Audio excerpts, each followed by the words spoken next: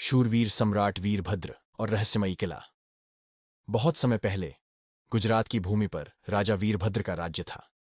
वीरभद्र न केवल युद्ध कौशल में निपुण थे, बल्कि अपनी प्रजा से भी अत्यंत प्रेम करते थे।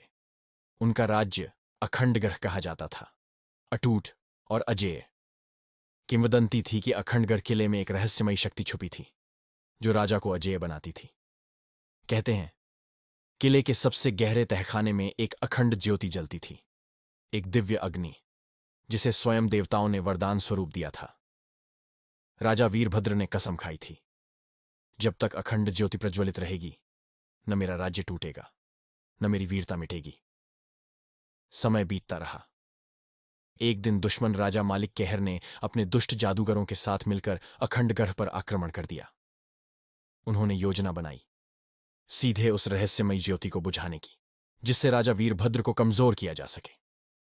अंधेरी रात थी। दुश्मन के सैनिक चुपचाप किले के गुप्त मार्गों से तहखाने की ओर बढ़ने लगे। मगर वीरभद्र को यह रहस्य पहले ही भांप गया था। उन्होंने अपने सबसे वफादार योद्धाओं के साथ मिलकर एक अदृश्य चक्रव्यूह रचाया।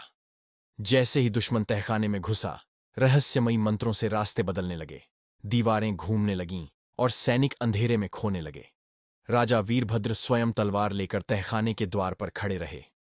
उनकी आंखों में धधकती अग्नि थी, जैसे वो खुद ही अखंड ज्योति के रक्षक बन गए हों। भीषण युद्ध हुआ। तलवारों की टंकार, दुश्मनों की चीखें और वीरभद्र की गर्जती हुंकार से आकाश गूंज उठा।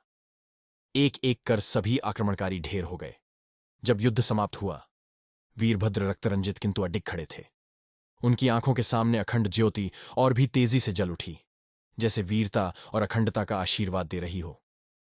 कहते हैं, उस दिन के बाद अखंडगढ़ पर कभी कोई आक्रमण सफल नहीं हुआ और राजा वीरभद्र, उनका नाम सदियों तक हवा में गूंजता रहा।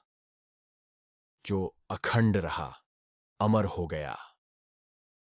आज भी जब रात के समय कोई अखंडगढ़ के खंडहरों में जाता है, तो कहते हैं, कहीं दूर से वीरभद्र के घोड़े की टापों की आवाज और तलवारों की झंकार सुनाई देती है। पार्ट 2 के लिए हमारी चैनल से जुड़े रहें। इस वीडियो को लाइक और शेयर करें और चैनल को सब्सक्राइब करें।